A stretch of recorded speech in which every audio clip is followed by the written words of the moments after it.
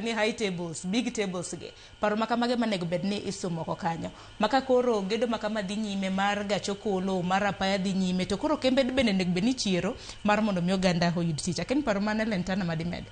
Gachokolo SGR. Mono makama ko ne gachokolo. Gachokolo SGR. Paro mana ka Eric wacho.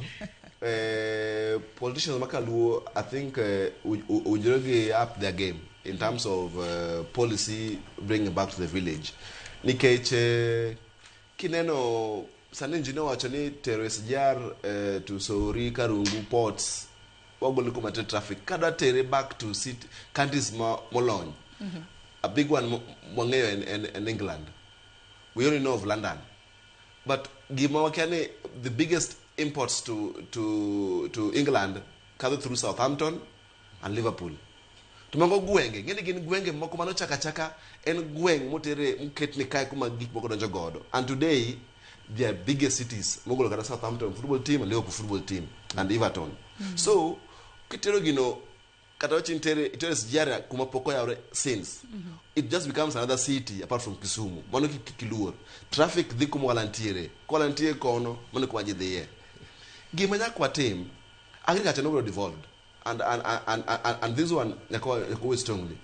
Agriculture was devolved but pesa ma agriculture poko devolved. So account like Obey oknyal set their priorities agriculture because kodo nyocha no the Uganda county government Obey mo the Uganda mo ngeo palm oil production whatever kilo investor but investors duaro million a par of tons of palm oil seeds. Modoge press ogol mafuta munya uso but often ginie ungetele ya mwenye nobe while I can still have the production plant in Thika so mpoko ni kwa pure product will exploit and the cost of transport they can your profit to Thika while you don't have production temuriwa kanyoe mondo loss palm oil no kuru mage ma government nyaka come down mondo sensitize investors obikanye even at small scale level but the county government of Obey oknyal miyo farmers loans that memang agricultural finance corporation, but what did they do? Negulore. Sani is a very weak institution, while it should be the biggest funding institution whereby algi puodo, ada pedo poultry, agriculture. King yo somo sani. Nyithindo mangeny sana no the term agricultural courses, agribusiness, agricultural economics, which was good by the government. The government said agriculture is the next frontier. Get to agricultural economics, agricultural extension officers, degree level, up to masters. But counties can't even absorb them because agricultural extension officer, they temangoa, yo odomba, nuseka.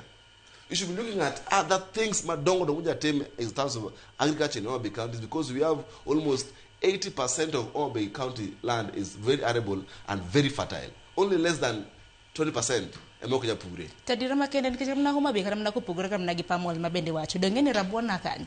Dong mana huma bika bon. Na nasa kani. That is a very small scale pineapple farming. Much of pineapple